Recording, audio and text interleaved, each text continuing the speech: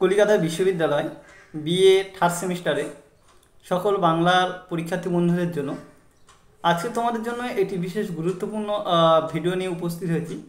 তোমরা semester 3-তে third সেমিস্টারে তোমাদের আবশ্যিক বাংলার উপর থেকে তোমাদের এবারে পরীক্ষা দিতে হবে। অর্থাৎ আগে যেমন তোমরা AEC এই পেপার হিসাবে ইংরাজি দিয়েছিলে, ইংলিশ পেপারটি তোমরা দিয়েছিলে ফার্স্ট সেমিস্টার সেকেন্ড সেমিস্টার। এবার থার্ড সেমিস্টার থেকে কিন্তু AEC3 এই পেপার হিসাবে তোমাদের কিন্তু বাংলার উপর থেকে পরীক্ষা দিতে হবে। তো সেই জন্য তোমাদের আজকের এই পেপারটা অর্থাৎ AEC3 হিসাবে যে বাংলা আবশ্যিক বাংলা এই পেপারের উপর থেকে তোমাদের আজকে সাজেশন একটি তুলে ধরবো এবং গুরুত্বপূর্ণ সিলেবাসটা আগে তোমাদেরকে বুঝিয়ে দেবো, একটু দেখে নেবে। তো এখানে তোমরা AEC যেটা বাংলা আবশ্যিক বাংলা, তো এখানে সিলেবাস তোমাদের দুটো মডিউলও ভাগ রয়েছে। তো ফার্স্ট মডিউল থেকে তোমাদের যে প্রবন্ধগুলো রয়েছে সেগুলো বলছি, একবার শুনে নাও। তোমাদের স্ত্রী জাতি অবনতি বেগম রোকেয়ার লেখা এটা রয়েছে। বাংলা ভাষা স্বামী বিবেকানন্দের লেখা এটা রয়েছে। স্বদেশী সমাজ রবীন্দ্রনাথ ঠাকুরের লেখা এটা রয়েছে। অপবিজ্ঞান রাজশেখর বসুর লেখা এটা রয়েছে। মডিউল 1 থেকে এই তোমাদের বিষয়গুলো টপিকগুলো রয়েছে, প্রবন্ধগুলো। মডিউল 2-তে তোমাদের রয়েছে পরিভাষা, অর্থাৎ ইংরাজিতে থাকবে, তোমাদের কিছু বাংলায় লিখতে হবে সেটা। তো 250টা প্রায় পরিভাষা এখানে তোমাদের রয়েছে।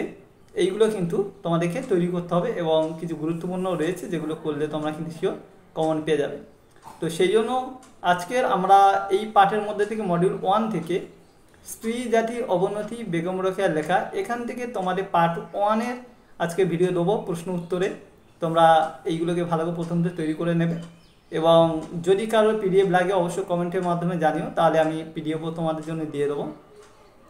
তো প্রশ্নগুলো দেখে নাও। আর যারা চ্যানেলে নতুন, ভিডিওটি প্রথমবার দেখছো, তোমরা অবশ্যই চ্যানেলটিকে সাবস্ক্রাইব করো নিত্য নতুন তথ্য সাজেশন পাওয়ার জন্য। সঙ্গে থেকো, সব কিছু তোমরা কিন্তু সিলেবাস অনুসারে সমস্ত উত্তর প্রশ্ন পেয়ে যাবে।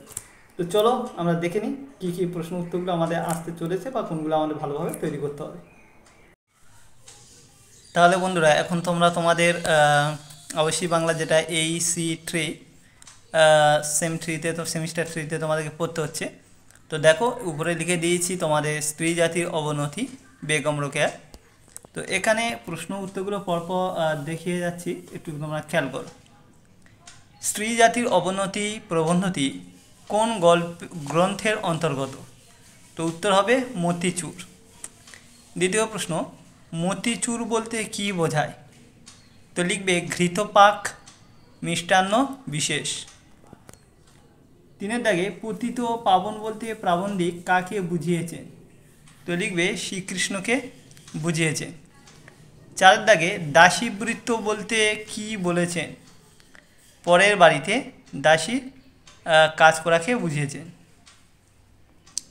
তারপরে প্রশ্ন, আমরা সমাজের এই অর্ধ অঙ্গ উক্তিটি কোন প্রবন্ধে অন্তর্গত? লিখবে স্ত্রী জাতির অবনতি। 6-এর দাগে রাজকীয় কার্যক্ষেত্র বলতে কি বোঝানো হয়? তো লিখবে সরকারি কর্মক্ষেত্র। 7-এর দাগে বেগম রোকেয়ার মতে নারীদের দুর্বলতার মূল কারণ কি? তো লিখবে বুদ্ধিবৃত্তির চর্চার অভাব। 8-এর দাগে ওজস্বিতা শব্দের অর্থ কী? তো লিখবে দৃঢ় ব্যক্তিত্ব। 9-এর দাগে প্রবৃত্তি বলতে বোঝানো হয়েছে কি? ইচ্ছা এবং আকাঙ্ক্ষা। এখানে একটা জিনিস বলে দিই, তোমাদের প্রশ্নগুলো MCQ থাকবে, অপশান দেওয়া থাকবে 4টে করে, সেটা টিক মারতে হবে। তো আমি ডিরেক্ট অ্যান্সারগুলো দিয়েছি তোমাদের পড়ার সুবিধার্থের জন্য। 10-এর দাগে লেখিকার মতে নারী চূড়ান্ততম আশ্রয় কী? তো লিখবে স্বীয় যোগ্যতা ও সামর্থ্য। দন্ত শয়বয় দীর্ঘে অন্ত্যস্ত আছে, স্বীয় যোগ্যতা ও সামর্থ্য। 11-এর দাগে সহকর্মিনী কাদের বলা হয়েছে? তো লিখবে কর্মে সাহায্যকারী রমণী বা স্ত্রী দেখে বোঝানো হয়েছে। তারপর প্রশ্ন দেখো, আধ্যাত্মিক বলতে কি বলা হয়েছে? তো লিখবে এখানে ঈশ্বর সম্বন্ধীয়। আমি ছোট করে লিখেছি, উত্তরটা একটু খেয়াল করো, ঈশ্বর সম্বন্ধীয়। 13 দাগে স্ত্রী জাতি অবনতি প্রবন্ধতি কোন দৃষ্টিকোণ থেকে লেখা? লিখবে নারীর দৃষ্টিকোণ থেকে লেখা। 14 দাগে উপনীত শব্দের অর্থ কী? তো লিখবে উপনীত শব্দ অর্থ হচ্ছে উপস্থিত। 15 দাগে প্রশ্ন, অনুর্বর মস্তিষ্ক বলতে প্রাবন্ধিক কি বুঝিয়েছেন? তো লিখবে বুদ্ধিহীন মাথা। অনুর্বর মস্তিষ্ক বলতে প্রাবন্ধিক কি বুঝিয়েছেন? লিখবে বুদ্ধিহীন মাথা। 16 দাগে আমরা সমাজেরই অর্ধ অঙ্গ, আমরা কারা? এখানে নারীদেরকে বোঝানো হচ্ছে। সমাজের অর্ধ অঙ্গ মানে হচ্ছে এখানে নারীরা। 17 দাগে প্রবৃত্তি বলতে বোঝানো হয়েছে কি? তো প্রবৃত্তি বলতে বোঝানো হয়েছে ইচ্ছা আকাঙ্ক্ষা। ওজস্বিতা শব্দ অর্থ কি? লিখবে দৃঢ় ব্যক্তিত্ব। 19 দাগে প্রশ্ন, আমরা সমাজেরই অর্ধ অঙ্গ এই কথাটিকে এই কথাটি কে বলেছেন? আমরা সমাজেরই অর্ধ অঙ্গ এই কথাটি কে বলেছেন মানে কার উক্তি? তো স্বয়ং এখানে লেখিকা বেগম রোকেয়ার উক্তি। তারপরে প্রশ্ন, মুসলিম নারীদের শয়নকক্ষে কি প্রবেশ করে না?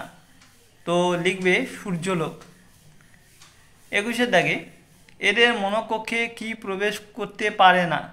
মানে মুসলিম নারীদের মনোকক্ষে কি প্রবেশ করতে পারে না, পুরো যদি বাক্য সাজায় এইভাবে দাঁড়াবে। প্রথমেটা বললাম কি মুসলিম নারীদের শয়নকক্ষে কি প্রবেশ করতে পারে না? সূর্যলোক। এবার বলেছে মুসলিম নারীদের মনোকক্ষে মানে মনের ভিতর কি প্রবেশ করতে পারে না? জ্ঞানের আলোক। এই জন্য কুসংস্কারের মধ্যে থাকে ওরা, সেটা এখানে লেখিকা বলছেন। স্ত্রী শিক্ষার বিরুদ্ধে অধিকাংশ লোকের দেশ আছে। তো স্ত্রী শিক্ষার বিরুদ্ধে অধিকাংশ লোকের একটা কুসংস্কার আছে। পরের প্রশ্ন বলছে শত কণ্ঠে সমস্বরে কি বলিয়া থাকে? তো লিখতে হবে শতকণ্ঠে সমস্বরে স্ত্রী শিক্ষা নমস্কার বলিয়া থাকে। নেক্সট প্রশ্ন, পরে আছে স্ত্রী শিক্ষা শব্দ শুনলে পুরুষেরা শিহরিয়া ওঠে, কারণ হচ্ছে শিক্ষার কুফলের ভাবী বিভীষিকা দেখে। শিক্ষার কুফল, ভালো ফলটা নিয়ে কুফলের যে ভাবী বিভীষিকা কি হতে পারে সেই বিভীষিকা রূপটা দেখে এখানে শিউরে ওঠে, সেই কথা এখানে বলা হচ্ছে। তারপর প্রশ্ন বলছে স্ত্রী শিক্ষাকে নমস্কার উক্তিটি কোন প্রবন্ধে অন্তর্গত? তো এটা ধরার সুবিধা তোমাদের, স্ত্রী জাতি অবনতি এই প্রবন্ধে অন্তর্গত। তারপর প্রশ্ন বলছে লোকের চোখে স্ত্রী শিক্ষা সম্পূর্ণ অনাবশ্যক কেন? তো লিখবে মহিলাদের চাকরি গ্রহণ অসম্ভব সেই কারণে। লোকের চোখে স্ত্রী শিক্ষা সম্পূর্ণ অনাবশ্যক দরকার নেই কেন? কারণ মহিলাদের চাকরি গ্রহণ অসম্ভব, ওরা চাকরি করতেই পারে না এরকম একটা ধারণা, তো সেই জন্য এখানে এটা বলা হচ্ছে। পরের প্রশ্ন দেখো, জ্ঞানের আলো কোথায় প্রবেশ করতে পারে না? তো লিখবে গণ্ডিবদ্ধ জীবনে অভ্যস্ত নারীর মনের অভ্যন্তরে প্রবেশ করতে পারে না। গণ্ডিবদ্ধ জীবনে অভ্যস্ত এরকম নারী মনের অভ্যন্তরে প্রবেশ করতে পারে না। পরের প্রশ্ন, কি করিলে লুপ্ত রত্ন উদ্ধার হইবে? লুপ্ত রত্ন কি? তো লিখবে স্ত্রী শিক্ষা প্রসার। কি করিলে লুপ্ত রত্ন উদ্ধার হইবে? লুপ্ত রত্নটা কি? স্ত্রী শিক্ষার প্রকার। শিক্ষার পাচ্ছে না তাই এইটাকে রত্নের সঙ্গে কম্পেয়ার করা হচ্ছে, শিক্ষা হচ্ছে রত্নের সমান। পরের প্রশ্ন, নারীদের উচিত দেশ স্বহস্তে উন্নতির দ্বারা উন্মোচিত করা। স্বহস্তে উন্নতির দ্বারা উন্মোচিত করা। 30 দাগে এক স্থলে প্রাবন্ধিক কার উপর ভরসার কথা বলেছেন? এক স্থলে প্রাবন্ধিক কার উপর ভরসার কথা বলেছে? লিখবে পতিত পাবন। তারপরে প্রশ্ন বলছে God helps those that help themselves উক্তিটি কোন গ্রন্থ থেকে নেওয়া হয়েছে? বাংলায় দিতে পারে ভগবান তাকেই সাহায্য করে, যে নিজেকে সাহায্য করে ভগবান তাকেই সাহায্য করে। তো এটা কোন গ্রন্থ থেকে নেওয়া হয়েছে? তো স্ত্রী জাতি অবনতি। নারী পুরুষের প্রভুত্ব সহ্য করে কারণ বলে অপশান দেবে, কারণটা হচ্ছে পুরুষের উপার্জিত ধন ভোগ করে বলে। পুরুষরা যে অর্থটা উপার্জন করে সেটা নারীরা বসে খায় বলে, তাই পুরুষরা অত্যাচার করলে সেটা সহ্য করে। 33 দাগে উপার্জনকারী নারীর কাছে অকর্মণ্য পুরুষেরা থাকে কী রূপে? স্বামী রূপে। আর লাস্ট প্রশ্ন এখানে, নারী হৃদয়ে উচ্চবৃত্তগুলি হলো কিসের? মানে উচ্চবৃত্তগুলি হয় ড্যাশ, শূন্যস্থানে একটা দিয়ে অপশান দিয়ে দেবে, অঙ্কুরে বিন্যস্ত। তো এই হচ্ছে তোমাদের প্রশ্নগুলো আছে পার্ট 1-এর মধ্যে, এইগুলো রাখা হলো, পরে পার্ট 2 দিয়ে দেবো। প্রত্যেকটা এর থেকে তোমরা পার্ট করে পাবে। তো তার জন্য চ্যানেলে অবশ্যই তোমাদের প্রত্যেককে যুক্ত থাকতে হবে, যুক্ত না থাকলে কিন্তু, জয়েন না থাকলে কিছু করা যাবে না, যেগুলো দেবো পাবে না। তো তোমরা এরম দেখো। আরেকটা জিনিস বলার বিষয়, প্রত্যেকটা ভিডিও যখন দেবো তার ডেসক্রিপশানটা একটু ফলো করবে, ওখানে খুব গুরুত্বপূর্ণ কিছু ভিডিও লিঙ্ক আমরা সবসময় দিয়ে রাখি, তো ওটা ফলো করলে বেশি উপকৃত তোমরাই হবে। তো ওই জন্য ডেসক্রিপশানটা কিন্তু পরে ফলো করবে, মানে প্রত্যেকটা ভিডিওর মধ্যে ধর আগের পার্ট, তারপরে পার্ট বা অন্য বিষয়ে লিঙ্কগুলো এরকমভাবে দেওয়া থাকে। তো চলো আজকে ভিডিওটা তাহলে বন্ধুরা এখানে শেষ করছি, পরবর্তী ভিডিওতে আবার দেখা হবে। চ্যানেলে যারা নতুন তারা কিন্তু অবশ্যই চ্যানেলটিকে সাবস্ক্রাইব করে নিও।